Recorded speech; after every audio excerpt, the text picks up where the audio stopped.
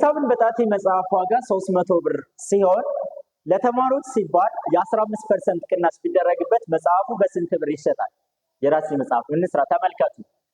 300 ሲባዛ ቅናሹን ማግኘት ትችላላችሁ። ቅናሹ ስንት ፐርሰንት ነው? 15%። 15% ታረጋላችሁ ማለት ነው።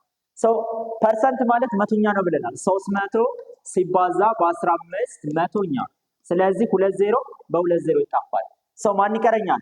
3 ሲባዛ በ15 3 ሲባዛ በ15 45 45 ብር ምንድነው? ቅናሹ ነው። ከእያንዳንዱ መጽሐፍ ላይ 45 ብር ቅናሽ ይደረጋል ማለት ነው።